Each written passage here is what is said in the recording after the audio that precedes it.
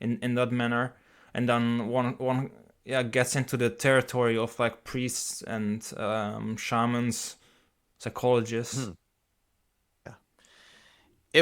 If you guys will allow me to be Christian for just a Yeah. minute, um, in the Christian conception, Christian Christianity does answer this tension, does address this tension in its own unique way, which is that God made you in His image, also to kind of fulfill. He gives each of us different gifts, and he makes us to kind of fulfill those gifts, right? To use those gifts Mm-hmm. to their full potential. And so um the way to resolve the tension between your social role and your individual is to accept God's will, right? Is to accept God and let Him work through you to fulfill your potential. So the tension is the tension finds unity in the church. Okay? So you have the individual and you have your social obligations, and that comes together through the church.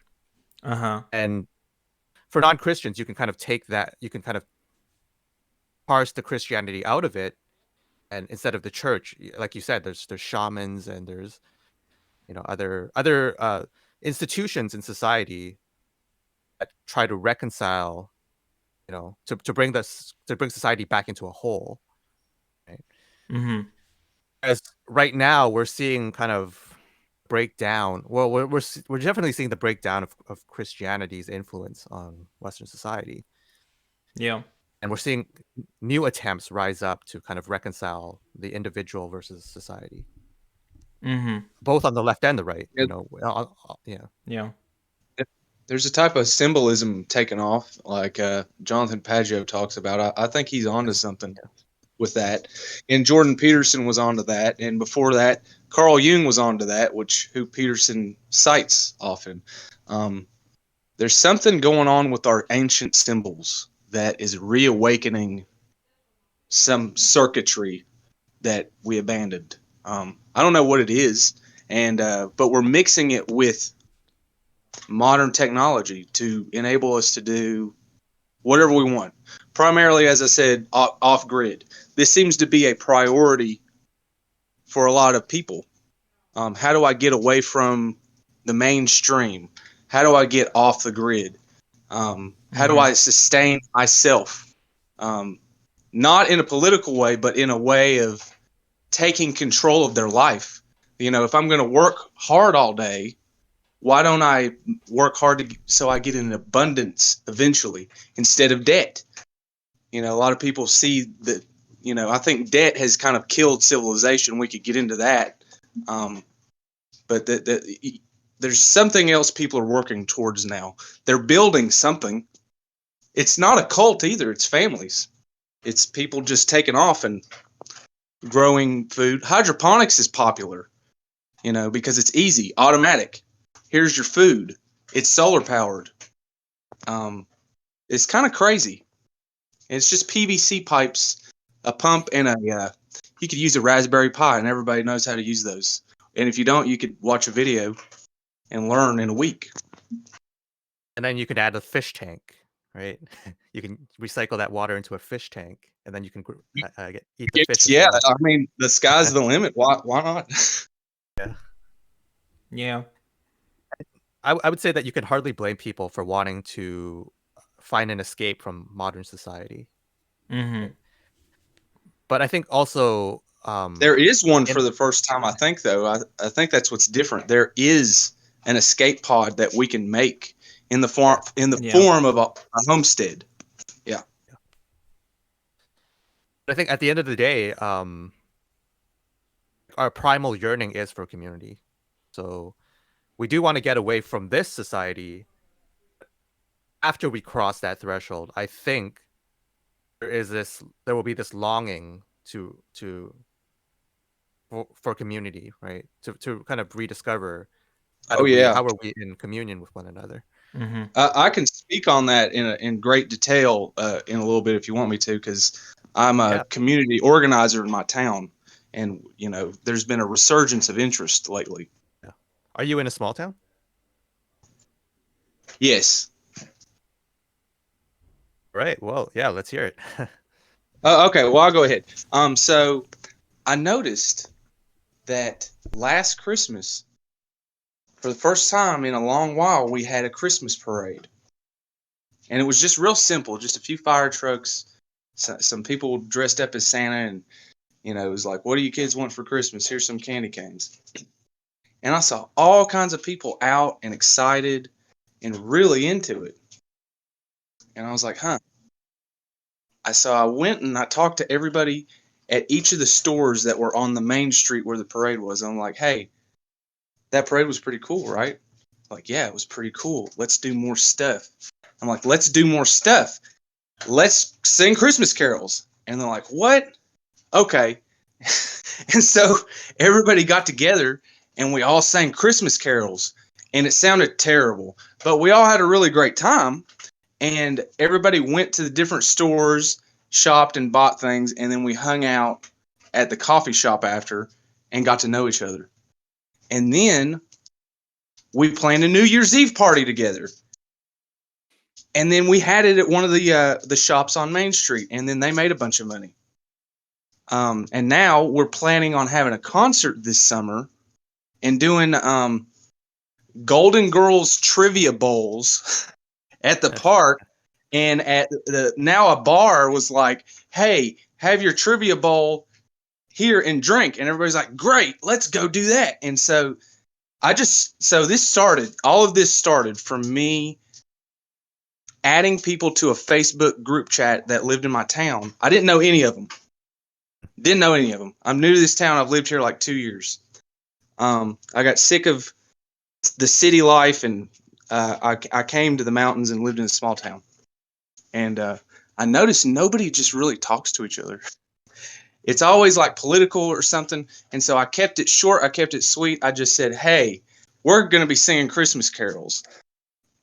You should come out. And I had people that weren't even, Christian people coming out there interested in doing it because their mom did it, or they just want to see other people. It's not the point. The point was, this is a neutrally charged. It's not, there's no agenda. Hey, do you want to hang out? And then all of this other good stuff happens, like the businesses get stimulated and everybody's in a good mood. And then people want to come hang out in our town instead of that town over there where they're not doing cool stuff. And so it's just been fascinating to me to see. I just threw some ideas out there, and then people said, hey, I got this, I got that. Hey, this person knows how to sing. And then boom, boom, boom, boom. People feel good about doing stuff for the town. I don't know. And it just took somebody saying, hey, wasn't that a fun parade we had? That was cool, right? Let's do something else. That sounds really nice. And I would like to move to your town actually. If you're advertising. Awesome, it's working. Yeah. um Sarius, are you Dutch? By chance? Who, me? Basarius. Yeah, but I'm not there anymore. No. But because recently on my channel we did a stream of this concept of Hasidic coziness. Yeah. Am I saying it right? Hasidic? Yeah. Yeah. And that's kind of what Neirum's story kind of brings to mind. It's a recapturing of, I don't know if coziness is probably the best English translation, but yeah, but it's just it's like type of like atmosphere that's there, and it's also it's like a get together of people in that sense. I would see just it as warmness. a Right? warmness and a celebration of coming together of different people in that sense. Yeah. And in Chinese we have a similar word, yi lao or ru now, and it it's very similar, and it's just this atmosphere, this like liveliness, this like love, you know. Mm-hmm. And I think that's one of the key things that the world has lost today. And it goes back to the technology question as well, because Yeah. technology, as Heidegger would say, we've become inframed by this view of technology, where technology is created for the sake of creating more technology more efficiently. So we become a world that's entirely focused on technological development and efficiency. We look at something like a waterfall and it's like, hey, we can dam that up and create electricity, and then we can create more computers and we can create, more computing power. Whereas, why can't we just let the waterfall be the waterfall? Because we become inframed. We can't, we simply, the Faustian mind, as Spengler would say, we can't Mm-hmm. let things just be, or think of, or even think of things other than their technological function. Mm-hmm. Well, there's instances of technology that you can use harmoniously too. I mean, I don't know why you couldn't put a water wheel under a waterfall Yeah, and yeah. get a similar result. Like, why you got a hyper pressurized turbine? Maybe we need to lower our power requirements for our technology, like LEDs. That's a great innovation. Like, take this thing, it uses a fraction of the electricity. That's good stuff there. Um, you know, there's just ways we can go about it. I don't know why we gotta ham fist everything, so to Yeah. speak. The technological maximalists will be like, well, then you're leaving, power unused. Yeah. The water wheel Well, doesn't capture as much as the dam. we got to learn how to play with nature, even Yeah. with each other on a fundamental level. That's what Piaget said. The child psychologist. I think he's right about a lot. And I think we've talked about that before about kids when they used to Yeah. play on the playground. They used to role play a lot more often. Now they're just on their phone. They're not talking to each other. Hmm.